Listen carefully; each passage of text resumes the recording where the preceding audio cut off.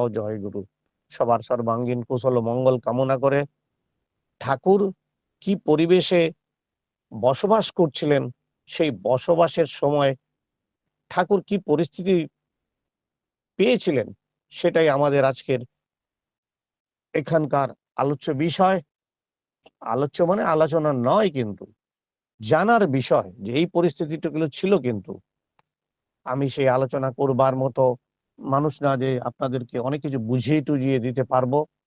তো ঠাকুরকে নিয়ে চলার যে আমাদের মূল চেষ্টা, সেই চেষ্টায় আমাদেরকে শেখাবে যে ভবিষ্যতে আমরাও এগুলোর দ্বারা যদি নিজেকে একটু প্রশ্ন করি, তাহলে আমরা বুঝবো যে ঠাকুর কিরকম বিরুদ্ধ পরিবেশে বসবাস করছিলেন, আর আজ আমরা কি পরিবেশে বসবাস করি। আমাদের ঠাকুরকে নিয়ে চলাটা এখন কত সহজ আর তখন কত কঠিন ছিল, দুটোর সামনেই কিন্তু পরিস্থিতির সামনে আপনারা নিজেরাই চিন্তা করে দেখবেন যে যদি ওই সময়টাতে আপনি থাকতেন, যে প্রসঙ্গটা আসবে এখন, সেই প্রসঙ্গটা যদি যখন আনা হবে, তখন ওইরকম কঠিন পরিস্থিতিতে ঠাকুরকে গ্রহণ করে মানুষ চলতো, নিত্য নতুন ঠাকুরকে নিয়ে পরিবেশের সম্মুখীন হতো। কিন্তু আজ তো কই সেই রকম কিছু পরিবেশের জন্য মানুষকে পরিস্থিতির সম্মুখে পড়তে হয় না, যে আপনার প্রতি কোনো আলাদা কিছু পরিবেশ সৃষ্টি হয়ে যাবে যদি আপনি শ্রী শ্রী ঠাকুর অনুকূল চন্দ্রকে দীক্ষায় গ্রহণ করেন। কিন্তু দেখুন পরিবেশ এখন সেই শ্রী শ্রী ঠাকুরকে, তখনকার পরিবেশের এত ফারাক থাকা সত্ত্বেও মানুষ কিন্তু তখন ইষ্টমুখী বেশি ছিল বলে আমার কোথাও মনে হয়।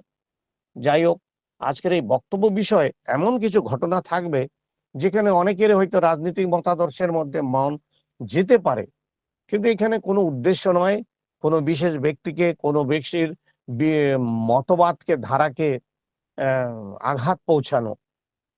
সহজ সরল হৃদয়ে কথাগুলি শুনবেন, এগুলো ইতিহাসের পাতা থেকে নেওয়া, আর যার থেকে নেওয়া তিনি জীবিত আছেন। আমি কয়েকদিন আগেও দেওঘরে তার সঙ্গে দেখা করেছিলাম, তার সঙ্গে আমার দেখা হয়।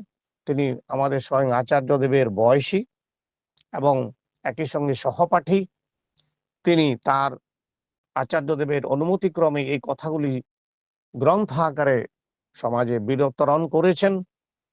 আমিও সেই গ্রন্থ থেকেই আপনাদের কিছু কথা বলছি, আপনারা তাই মন দিয়ে শুনবেন। কিন্তু কথা হচ্ছে যে যখন আমরা এতদিন ধরে যে কথাগুলি বলছি, যে বাংলার যে পরিস্থিতি, সেই পরিস্থিতিটা কেন এরকম, ওটার জন্য যে বাংলার জনসমাজ আমরা সবাই জানি বুঝি যে বরাবরই হিন্দু মুসলমান দুই সম্প্রদায় মোটামুটি তখনকার সময় সম্ভাব্যপূর্ণ সহাবস্থানে জীবনযাপন করে এসেছিল। ব্যতিক্রম বাদ দিলে সাধারণ হিন্দু বা সাধারণ মুসলমানদের জীবন ধর্মের কারণে কোনো বিভেদ দেখা দেয়নি তদানীন্তন সময়, বরং পরস্পরের পরিপূরক হয়েই বেড়ে উঠেছিল কিন্তু এই দুই ধর্মীয় গোষ্ঠী। উভয়ের মধ্যে ব্যবসা বাণিজ্য, আদান প্রদান, পরস্পরের প্রতি রাজনৈতিক বিশ্বাস ও ভরসার উদাহরণ যথেষ্ট ইতিহাসের পাতায় রয়েছে, কিন্তু আমরা জানি না, তাই তা নিয়ে আর আলোচনা করি না। হিন্দু রাজার মুসলমান সেনাধ্যক্ষ কিংবা মুসলিম নবাবের হিন্দু মন্ত্রী পরামর্শদাতা, এ কোনো বিরল ব্যাপার সেই যুগে ছিল না। কিন্তু কিন্তু পরিবর্তনটা তখনই দেখা গেল বা শুরু হলো যখন ওই মানে বণিক মানদণ্ডে, মানে ব্যবসায়িক বণিক কারা, ব্রিটিশরা, তারা রাজদণ্ড রূপে এখানে আবির্ভূত হলো।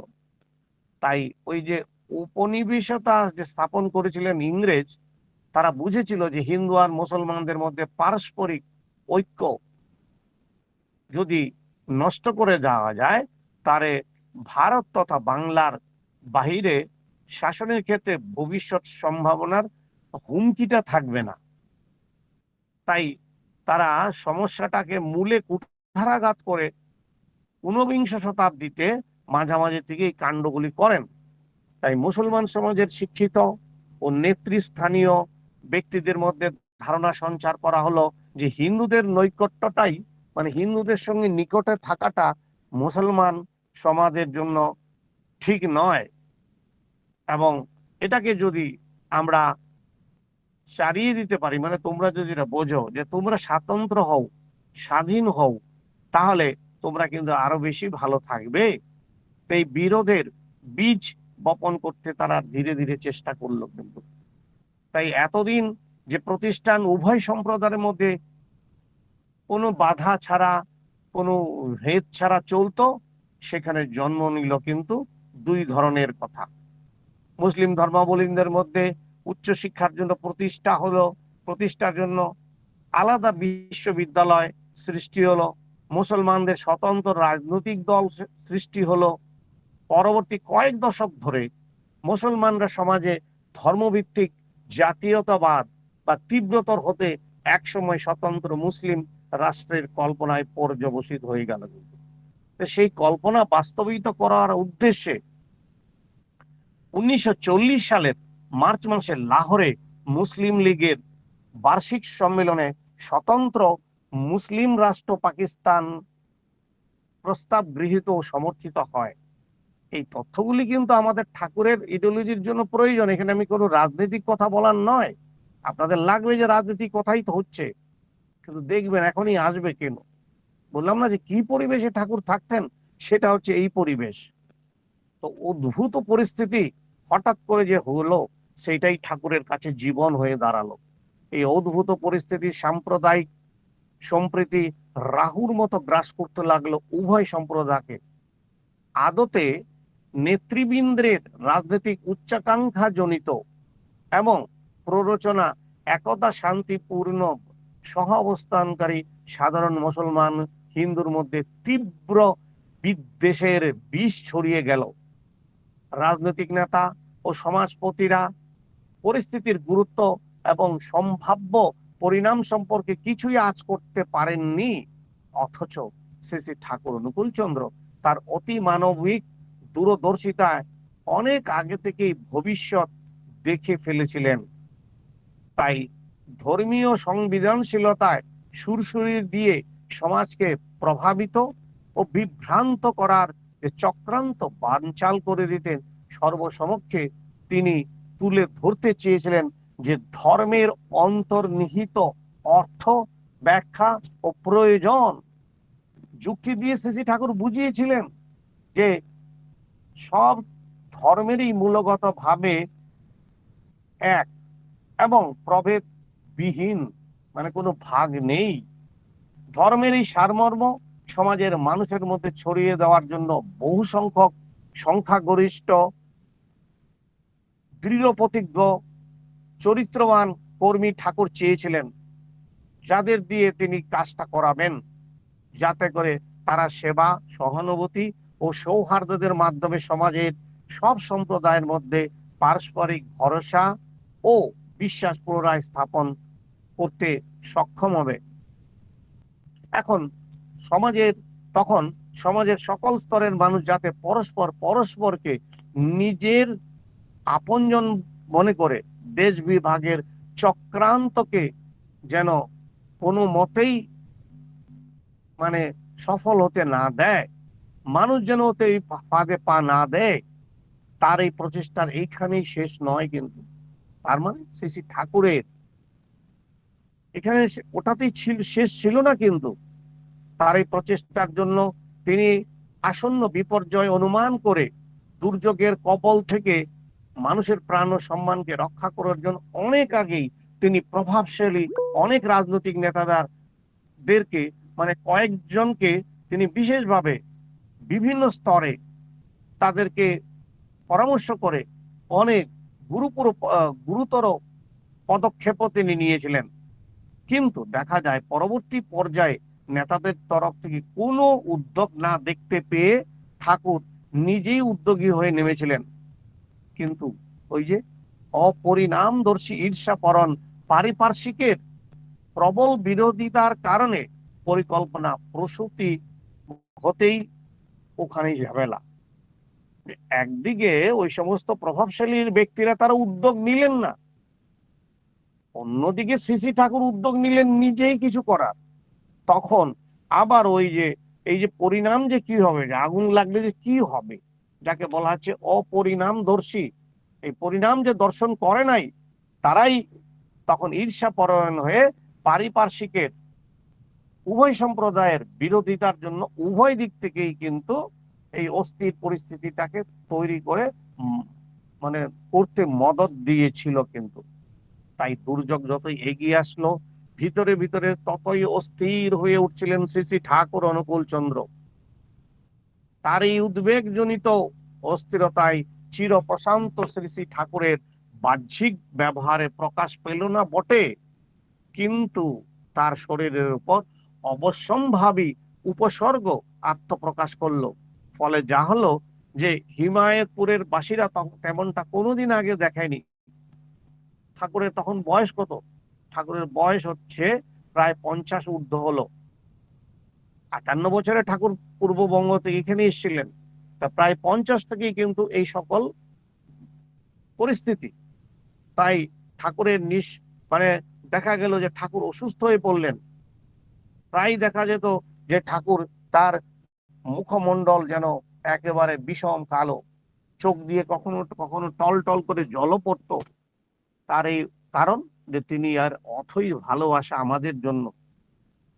কিন্তু তার কাছে যে তার যে প্রবৃত্তির এই যে পরিবেশ ওইখানকার, সেটা তিনি দেখতে পাচ্ছেন কি হবে। তাই সেই সম্বন্ধ অনুযায়ী ঠাকুরের প্রচন্ড শরীর খারাপ হয়ে গেল। সন 1945 ঠাকুরের শরীর এত খারাপ হলো যে তখন কলকাতা থেকে ডাক্তার জেসি গুপ্তাকে নিয়ে আসা হলো। তিনি ঠাকুরকে চিকিৎসাগত ব্যবস্থাপনা দেবার জন্য এসেছিলেন। তিনি একজন চিকিৎসক ছিলেন, অন্যদিকে ভালো তিনি একজন জ্যোতিষীবিদ ছিলেন। তখন তিনি হৃদ রোগ বিশেষজ্ঞ। কিন্তু তিনি এসে ঠাকুরকে খুব ভালোভাবে পছন্দ মানে সর্বভাবে তিনি পরীক্ষা করলেন। তারপরে তিনি দেখে ঠাকুরের দিকে, তার জ্যোতিষী বিদ্যা চর্চার দিকে থেকে একটি কথা বললেন ঠাকুরকে, যে you are much ahead of your time. মানে আপনি আপনার যখন আসার কথা, সেই আসার থেকে বা আসার প্রয়োজন, তার চেয়ে আগে চলে এসছেন।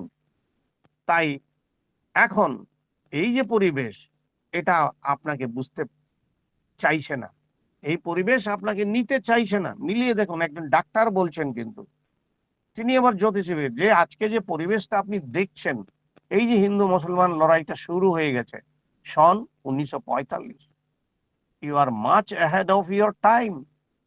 আপনাকে নিতে পারছেন না, পরিবেশ এখন আপনাকে মর্যাদা দিবে না, বুঝতেও পারবে না।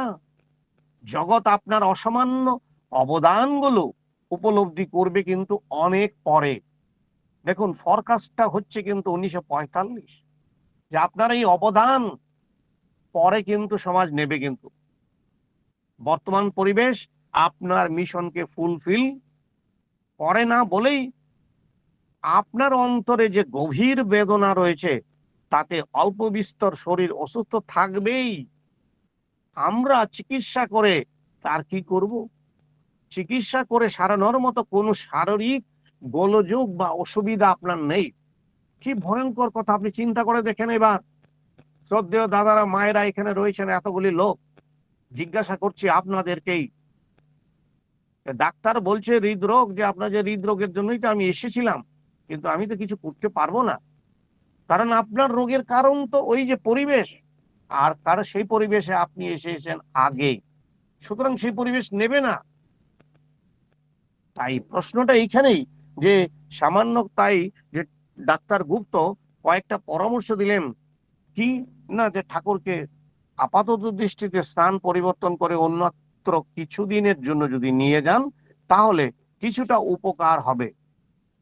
এবং তিনি কলকাতায় ফিরেই চলে এলেন। কিন্তু ওই যে দিন এগিয়ে গেল, দেশবাসী গতানুগতিক জীবনযাপনে লিপ্তই রইল। শুধু স্রষ্টা তার সৃষ্টি বিপর্যয়ের অভাবে, স্রষ্টা তার সৃষ্টির আভাসে ছটফট করতে লাগলেন। বুঝলেন কি লাইনটা? ঠাকুরই তো স্রষ্টা, তিনি ছটফটেই করছেন, করার তো কিচ্ছু নাই, করার আছে, করবেটা কে? একটু আগেই তো বললাম, ওই নেতারা সবাই সবাই লিপ্ত। আজ এই প্রসঙ্গটা এখানেও আসছে, আপনারা কি কিছু করবেন না? আপনারাও একই কথা তো বলবেন যে তখনকার দিনে মানুষ বলেছিল যে রাজনৈতিক নেতারা এই করছে, আমরা তো কিছু করি নাই। আপনারাও আজকে এই জায়গায় দাঁড়িয়ে আছেন, একই জিনিস। আপনারা বলেন আমরা কি করব? দেশ আছে, রাষ্ট্রের রাষ্ট্রনায়ক আছেন, প্রশাসন আছে, আমরা কি করব? আমরা আমাদের ছেলে মেয়েকেও বলবো না? আজ আমাদের ছেলে মেয়েরা বা আপনারা ঠাকুরকে এরকম ভাবাবস্থায় পেয়েও কিন্তু যেন কতখানি ফারাকে বসে আছেন। ওখানে ঠাকুরকে নিয়ে সকাল সকাল যে চিন্তাধারা, আজ এখন এতগুলি লোক বাণী পাঠ করলো, তখনকার সময় বাণী পাঠ করার এই ব্যবস্থাটা ছিল? চিন্তা করে দেখেন, 1945 সন, ঠাকুর বিছানায়, আর আজ এখানে আমাদের কাছে সব উন্মুক্ত, সব খোলা, কারি কারি পুস্তক, কারি কারি সমস্ত ঠাকুরের অগাধ অবিল বা যা কিছু সঙ্গে সাম্রাজ্য ঠাকুর তৈরি করে রেখেছেন আচার্য দেবের মাধ্যমে, সবই মজুদ। কিন্তু আমি নেই। সেই দিনও আমার মতো আমার পূর্বপুরুষ ছিল না, আজ আমি বর্তমান পুরুষ, আমি নেই। আমার ভবিষ্যৎ পুরুষও এখানের মধ্যে আনবার জন্য আমার কোনো মানসিকতা নাই, প্রয়োজনীয়তা নাই, বা আমি ইচ্ছা প্রকাশই করছি না। সময় চলে এসছে, হয়তো আর কয়েক বছরের মধ্যে পৃথিবী থেকে টিকিট কেটে নেব, সবাই যাবে। তাই যাই হোক, ওই স্রষ্টা দেখছেন, তিনি ছটফট করছেন, কিন্তু গভীর উত্তেজনাপূর্ণ পরিবেশ। 1946 শুরু হয়ে গেল, 1946 বছরের শুরুতেই জানুয়ারি মাসে প্রাদেশিক নির্বাচন হলো। রাজনৈতিক চাপ চরম উত্তাপে পৌঁছে গেল। মুসলিম লীগ তাদের মূল কর্মসূচি নিল কি, যে পৃথক মুসলিম রাষ্ট্রের তত্ত্ব সামনে রেখে নির্বাচনী প্রচারে বাংলায় নিরঙ্কুশ সংখ্যাগরিষ্ঠতা অর্জনও করলো, এবং সর্বভারতীয় ক্ষেত্রে প্রায় 27% কিন্তু জনসমর্থন পেয়ে দ্বিতীয় বৃহত্তম রাজনৈতিক দল হিসাবে চিহ্নিত হলো। এই কথাগুলি আজকের ভারতবর্ষেরও ভূভারতের সবাই জানাই উচিত। এভাবে আমরা কেউ ইতিহাস পড়ি না, টুকরো টুকরো সোশ্যাল মিডিয়ার অনেক কথাই শুনি অথবা নিউজ পেপার পড়ি, আর অনেকে মনে করে আমি তো সব জানি, ওগুলো তো আমার সময় হয়েছিল। কিন্তু নাতিপুতিকে বলেন না কেউ, ইতিহাসের পাতায় তো পড়ানোই হয় না। তা যাই হোক, এদিকে মার্চ মাসে 3 সদস্যের ব্রিটিশ কমিশন, স্বাধীনতার পর, মানে এখন স্বাধীনতা হবে, আসলে এটা স্বাধীনতা নয়, তারা কিন্তু পালিয়ে যাচ্ছেন, ট্রান্সফার অফ পাওয়ার। তারা একটা কমিটি গঠন করলো এবং ইংল্যান্ড থেকে তাদের সদস্যরাও এলো, কিন্তু এখন ক্ষমতা হস্তান্তর হবে, তাদের নিয়ে বিভিন্ন কথা হলো।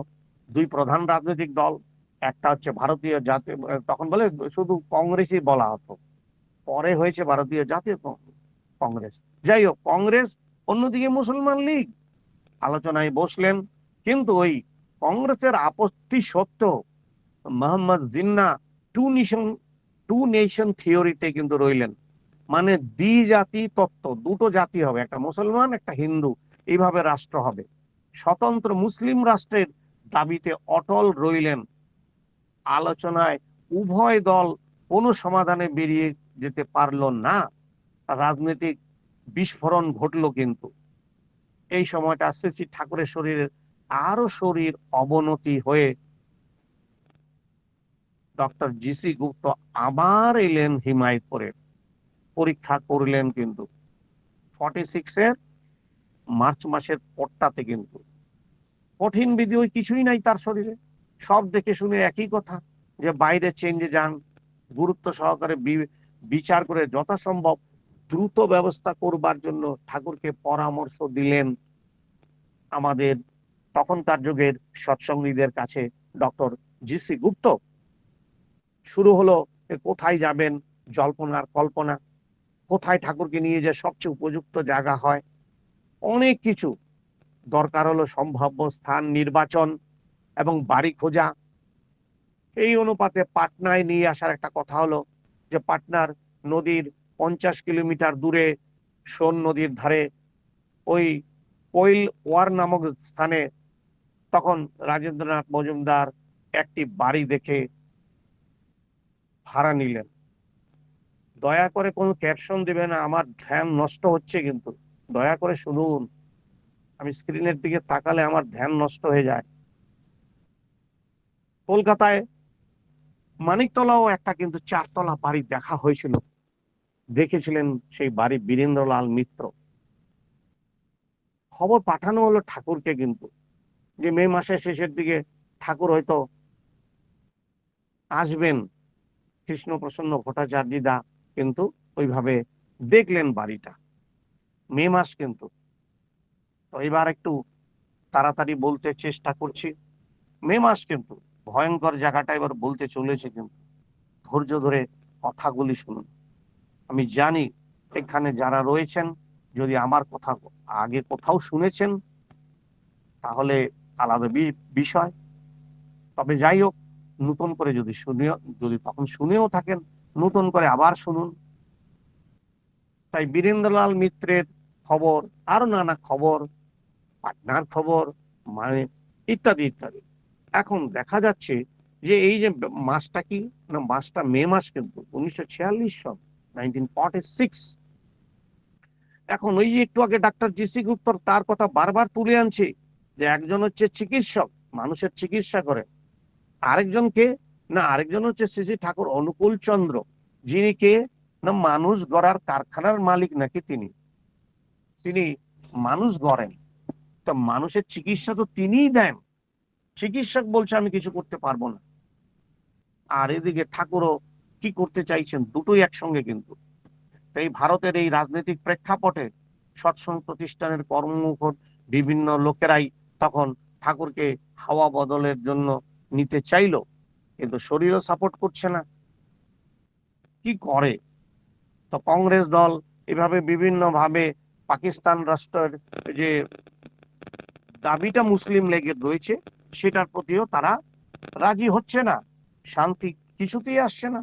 তখন এই যখন 18ই মে কৃষ্ণপ্রসন্ন ভট্টাচার্য দা 1946 সনে কলকাতায় সে বাড়িটি দেখে গেলেন। তো ঠিক সেই সময় রাজনৈতিক পরিবেশ দ্রুত পরিবর্তন হয়ে গেল, এবং তখন একটা অন্তর্বর্তী ইলেকশনও কিন্তু হয়ে গেল। এখন বিকল্প তো কিছু এলো না, কিন্তু 29শে জুলাই 1946 সর্বভারতীয় মুসলিম লীগ সংগ্রামের পক্ষে পৃথক রাষ্ট্র হাসিল করার লক্ষ্যে একটা আভ্যন্তরীণভাবে গুপ্তভাবে প্রস্তাব পাশ করে নিল, এবং পরবর্তী কর্মসূচি হিসাবে প্রতিবাদ ও আন্দোলনের জন্য 16ই আগস্ট দিনটি নির্দিষ্ট হলো। যারা পশ্চিমবঙ্গ থেকে বসবাস করেন তারা জানেন ডাইরেক্ট অ্যাকশন ডে মানে কি। এই হচ্ছে 16ই আগস্ট।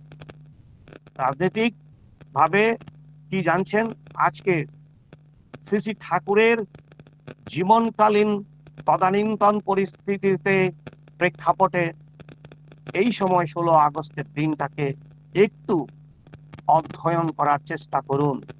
আমি তুলে ধরছি, কিন্তু আপনাদের কাছে নির্ভর করছে আপনি কত টাকা নিতে চাইছেন, আপনার কতটুকু ওই পরিবেশের প্রতি, বা আপনি কতখানি ঠাকুরকে এখনো ওই পরিবেশের জন্য, যে পরিস্থিতি ঠাকুর করেছে তার জন্য কি আপনি চিন্তা করবেন না? দেখুন ঠাকুর কি পরিবেশ পেলেন। দেখুন 16ই আগস্ট মানুষ ভাবলো যে ডাইরেক্ট অ্যাকশন ডে, সাধারণ কিছু একটা হবে, তো কর্মসূচি হিসাবে হয়তো প্রতিবাদ হবে, আন্দোলন হবে, এতটুকুই। কিন্তু দেখা গেল যে পথে ঘাটে ইত্যাদি অবরোধ করা হবে, নানা ধরনের পোস্টারও দেওয়া ছিল, কিন্তু যে অবরোধ হবে, প্রতিবাদের বিজ্ঞান দেওয়া হবে, কিন্তু এটা একটা পোশাকি নাম, কি ডাইরেক্ট অ্যাকশন ডে। রাজনৈতিক দলের যে তখনকার দেশের নেতারা এই গুরুত্ব উপলব্ধি কেউ করতে পারলেন না কেন? এইখানটাই হচ্ছে পয়েন্ট, যে এত বড় কাণ্ড হতে চলেছে কেউ নিতে পারলো না কেন? কিন্তু অপরদিকে মুসলিম লীগ তো সবই জানতো। তখনকার মুখ্যমন্ত্রী ছিলেন সুহরাওয়ার্দী। তিনি প্রত্যক্ষভাবে সেনা তথা পুলিশ বিভাগকে নিষ্ক্রিয়, একটা চুপচাপ বসিয়ে রেখেছিলেন, যে তিনি যতক্ষণ না অর্ডার দেবেন না ততক্ষণ পর্যন্ত তারা যেন তাদের কাজ না করে। ফলস্বরূপ দেখা গেল ওই সকালবেলা ওই প্রত্যক্ষ সংগ্রামের অছিলায় কলকাতায় শুরু হলো নারকীয় তাণ্ডব। ইতিহাসে পাতায় সেটা এখনো একেবারে লেখা আছে, যেটাকে বলা হয় ক্যালকাটা কিলিংস। সবাই জানেন, তা নিয়ে ফিল্মস হয়েছিল, এবং সেই ফিল্মগুলো আবার আমাদের প্রশাসনিক ভাবে বন্ধ হয়েছিল বা এখনো আছে। দেখ, যারা দেখেছেন ভালো কথা। কিন্তু এই ভয়াবহ তাণ্ডব যখন কলকাতার নগরীকে গ্রাস করলো, তখন কলকাতায় উপস্থিত ছিলেন বীরেন্দ্রলাল মিত্র আর কয়েকজন সৎসঙ্গী। তারা যে সাক্ষাৎ তার একেবারে মৃত্যুর হাত থেকে রক্ষা পেল আশ্চর্যজনক ভাবে, এইটা একবার উপলব্ধি করার চেষ্টা করুন। এই বীরেন্দ্রলাল মিত্রের এই ছেলের কথাই বলছি, তিনি এগুলো তার বাবার ডায়েরি থেকে তিনি আজ আমাদের দিয়েছেন। সে বাবার ডায়েরিতে যে কথা, সেই ডায়েরির থেকে কথাগুলি আমি আপনাদেরকে তুলে ধরছি। তিনি একটি বই লিখেছেন, সেই বইটিতে পাওয়া যায়। যারা বইটি সংগ্রহ করতে চান আমাকে সঙ্গে যোগাযোগ করবেন। সে বইটির মূল্য মাত্র দাম বিশেষ কিছু না, 50-60 টাকা মাত্র, অমৃত পরশে। যাই হোক, 1946 সন 16ই আগস্ট মুসলিম লীগ ঘোষিত এই নারা কি ছিল, লড়কে লেঙ্গে পাকিস্তান, প্রত্যক্ষ সংগ্রাম দিবস। তখন রাজেন্দ্রনাথ মজুমদার, স্মরজিৎ ঘোষ এবং বীরেন্দ্রলাল মিত্র সূর্য সেন স্ট্রিটে সকালবেলা 8:30টার দিকে আমাদের ওই সেন্টারে বসে একটু গল্প করছিলেন।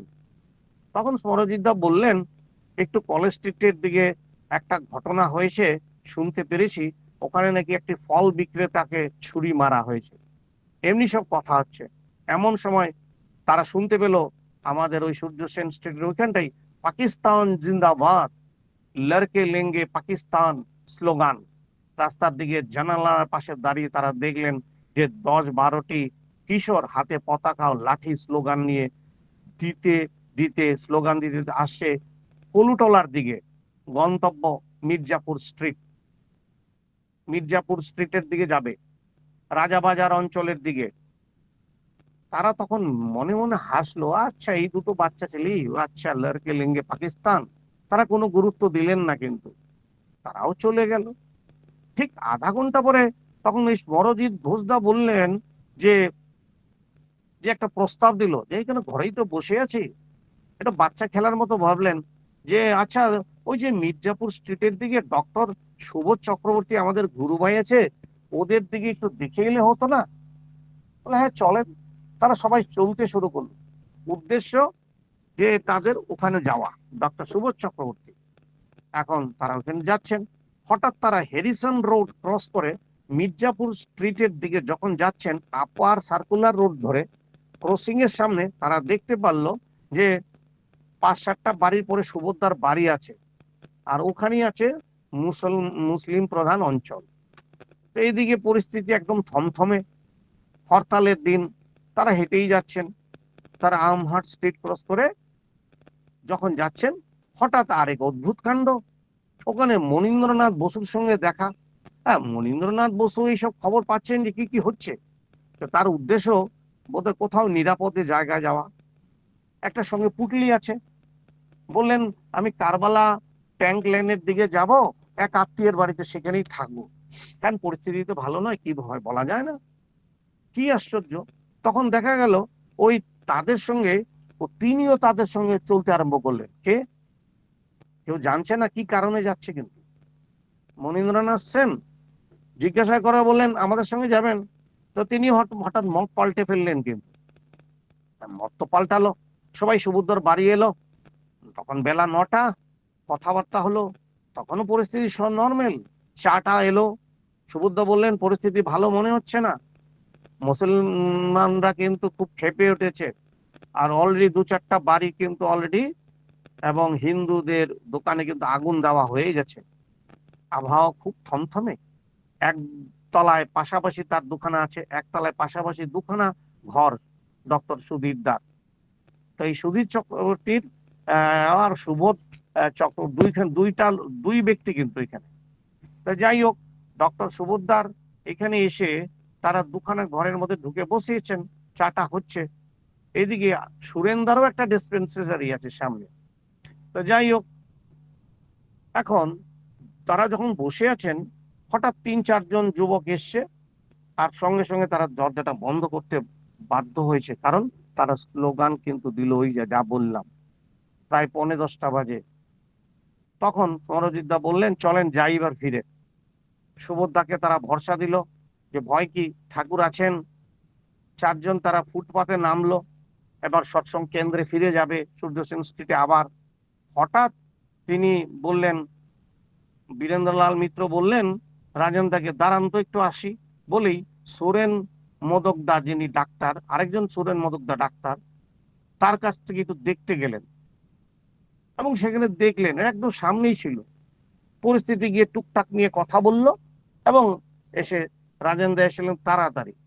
ইতিমধ্যে যে তারা আবার হ্যারিসন রোডের দিকে ক্রস করেছে, যেই ওদিকে গেছে অমনি দেখতে পেল যে ওখানে মির্জাপুর স্টেটের এখানে একটি সুবিখ্যাত টেইলার ছিল, শারদালয় নামে, ওখানে অনেক লোক জমেছে। এবং ওই হঠাৎ ওখানে আল্লাহ আকবর বলে ধ্বনিতে চারদিক একেবারে মুখরিত হয়ে উঠলো। চারিদিকে দোকানে একসঙ্গে হু হু করে আগুন লাগিয়ে দেওয়া হলো।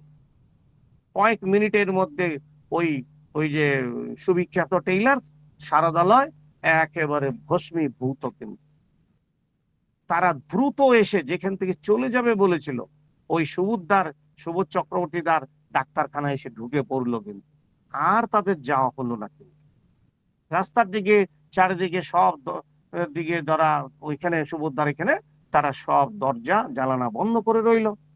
বাইরে কি হচ্ছে সে দেখবার মানসিকতা তাদের ভয়ে আর হচ্ছে না।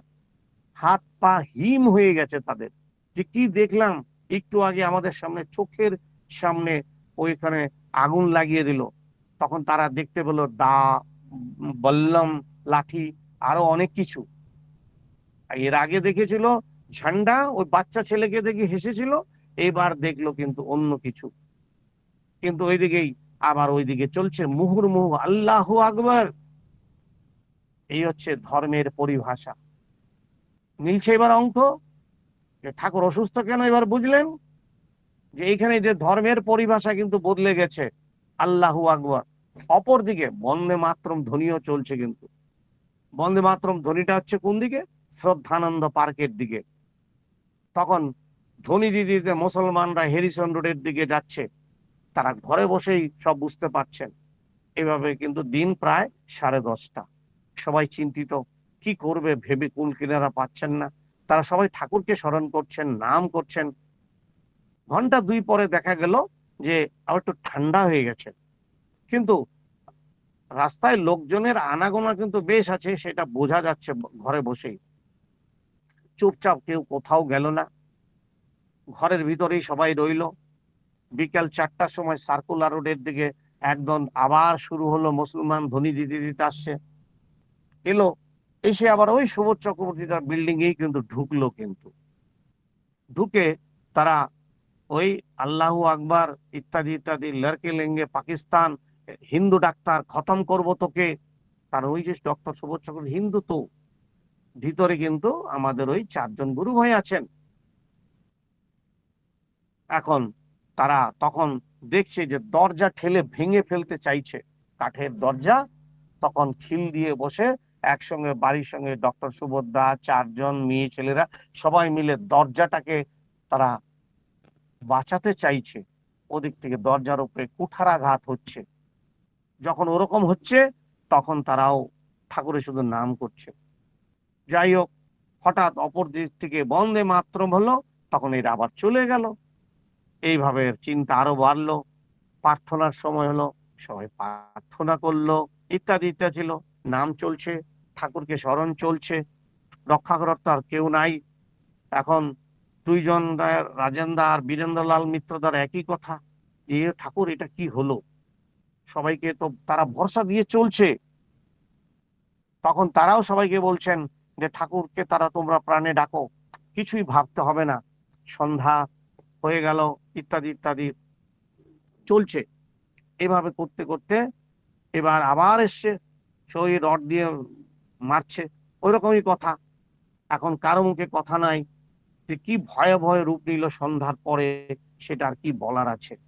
তারপরে চারিদিকে ওই একই কথা, যতই যে আকাশে ধোঁয়ার কুণ্ডলী, আগুনের শিখা, পুলিশের ব্রেন দ্রুত চারিদিকে ঘন ঘন চলছে, চারিদিকে পুলিশ পাহারা, কিন্তু তারা কিছুই করছে না। এদিকে রাত্রি 10টা পর্যন্ত তাদের উপরে কোনো হামলা হলো না। তখন তারা চুপচাপ বসে রইলেন, কি করবেন। হঠাৎ দেখা গেল সুবোধদা কোট প্যান্ট পরে টাইল পরলেন, হাতে ডাক্তারি ব্যাগ এবং সঙ্গে স্টেথোস্কোপ। বললেন, এবার গাড়ি এলে পরেই আত্মসমর্পণ করে দেব, মুসলমান হব, পরিবারকে বাঁচাতে হবে। রাজেন্দা তখন কড়া মেজাজে বললেন, আপনি সবাইকে মারতে চান? আপনার আর কিচ্ছু করতে হবে না, ঠাকুরের সামনে নাম করুন, সবাইকে করতে বলুন। এই বলে জোর করে সুবোধদাকে বসিয়ে দিলেন নাম করতে। কিন্তু বীরেন্দা, রাজেন্দা আবার নিচের তলায় নেমে এলেন সুবোধদার ওই ডাক্তারখানায়। তখন কলকাতার সর্বত্র অভূতপূর্ব নাটকীয় এই সমস্ত, চারিদিকে কে করুণ আর্তনাদী আওয়াজ শোনা যাচ্ছে। কিন্তু রাস্তায় ডেড বডি পোড়া শুরু হয়ে গেছে, হাজারে হাজারে পড়ছে। কিন্তু এখন এই আগুনের বিপদে শুধু একমাত্র বাঁচাবার শুধু মধুসূদন, যখন যেমন করাচ্ছেন। আর তারা বলছেন ভয় নাই, ভাবনা নেই। রাত্রি প্রায় 11টা, একদল তখন ডাক্তার এই বাবুর বাড়িতে লোক এসছে। কিন্তু পরিস্থিতি এবার অন্যদিকে। ডাক্তার বাবু, দরজা খুলুন। একটু আগে বলেছিলেন হিন্দু ডাক্তার খতম করব, এইবার বলছে ডাক্তার বাবু দরজা খুলেন। ওই অঞ্চলে যতগুলি ডাক্তার বাবু ছিল সব কিন্তু বন্ধ। ডাক্তার বাবু বলছে, হিন্দু মুসলমান উভয়ই পালিয়েছে, ডাক্তার বাবু আপনি নামিয়ে আসেন, আমরা আপনার কিছু করব না, আপনি আমাদের চিকিৎসা দিন বলছে। কিন্তু তখন সুবোধদা নিচে এলেন, দরজা খুললেন। দরজা খুলতেই তারা দাঁড়িয়ে রইল। তাদের হাতে কিন্তু সবার কাছে কিন্তু বড় বড় রামদাও, বল্লম, আর লাঠি, অস্ত্র। দাঁড়িয়ে আছে কিন্তু আমাদের 4জন শ্রী শ্রী ঠাকুরের প্রহরী।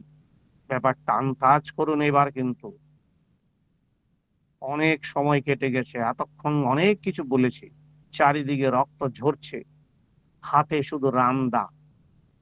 তারা বলছে তাদেরকে ব্যান্ডেজ করে দিতে। ওখানেই তাদেরকে ব্যান্ডেজ করা শুরু হলো, চিকিৎসা হলো। সুবোধদাদাকে তারা তখন সহায়তা করলো। এরা জিজ্ঞাসা করলো, এরা কে? বলে, এরা আমারই সহকারী, আমার আসল সহকারী বাড়ি গেছে, তো এরা আজকে সহকারী হিসেবে রয়েছে। আমার কম্পাউন্ডার 7-8 দিনের আগে আসবে না। তারা ওই ভ্যানে করে তারা এসেছিল, আবার ভ্যানে করে চলে গেল। রাত 2টোর সময় আবার একটা ভ্যান এলো, এসে একই কথা। তারপরে তারা আবার চিকিৎসা দিল, ডাকতেই দরজা খুলে দিলেন। এইভাবে ফার্স্ট এডের ব্যবস্থা করলেন। রাত্রি প্রায় 3টার সময় ডাক্তারবাবু আবার দরজা খোলেন। দরজা খুলে দেখলেন সেই মুসলমান যুবক, 24 বছর বা 25 বছরের যুবকরা, তাদের পরনে শার্ট প্যান্ট। তারা, ডাক্তারবাবু এখনই আমাদের হোস্টেলে যেতে হবে। চিন্তা করে দেখুন, যেই হোস্টেল থেকে কিন্তু এত বড় কার্যক্রম চলছে, সিরিয়াস কেস, মাথায় খুব ছেটে কিছু মানুষ পড়ে আছে, ওষুধপত্র সব নিয়ে চলুন। সুবোধদাও সবাই সবার দিকে তাকাচ্ছে, কিন্তু ইঙ্গিতে সবাই সবাইকে ইঙ্গিত দিল চলুন। তারা অদূরে ওই বৈঠকখানা রোডে পোস্ট গ্রাজুয়েট মুসলিম হোস্টেলে গিয়ে, চিকিৎসক সুবোধ দাদাকে নিয়ে ওখানে যাতায়াত আগেও করতেন কিন্তু, তো ওখানে গিয়ে পৌঁছে গেলেন। প্রায় 45 মিনিট পর সুবোধদা ওখানে চিকিৎসা দিয়ে সবাইকে ফিরে এলেন। সুবোধদার অপোজিটে আরেকটি মুসলমান হোস্টেল ছিল 3 তলায়, নিচের তলায় অনেক দোকান ছিল, সব পুড়ে ছাই। হিন্দু ডাক্তারকে খতম কর, ওখানে একটু পরে আবার শুনলো। কিন্তু তখন তারা বললো, এই, ওদেরকে কড়া সুরে ধমক দিল যে আমাদের বন্ধু, তোমরা তাকে খতম করবে কে? তোমাদের মতো নিমক হারাম নেই এই অঞ্চলে। সব মুসলমান ডাক্তার তো সবার আগেই পালিয়ে গেছে, বিপদে উনিই তো সার্ভিস দিচ্ছেন, যদি ওর উপর কোনো হামলা হয় কেউ রেহাই পাবে না। ওরা ফিরে এসে আমাদের বলল, ভয় পাবেন না, আমরা আছি। রাত কাটলো, সকালবেলা সব নিস্তব্ধ, প্রাতঃকিদাদেশের ইষ্টবিদি সবাই করলো। মায়েদের বলা হলো চা করুন। গাছে থেকে পাখিরা যেন বসে একটু ডাকতে শুরু করলো। আর কি হয়, সুভদ্রা তখন নিশ্চয়ত্বক ভঙ্গিতে বললেন, আর ভয় করি না, ঠাকুর রক্ষা করেছেন।